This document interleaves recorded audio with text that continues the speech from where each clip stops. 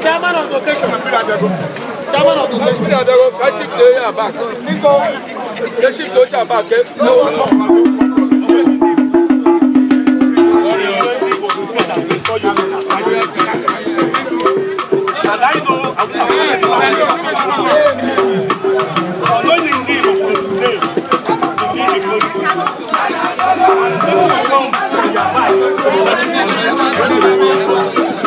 I pray that this time you play will never hold you. You will enjoy it.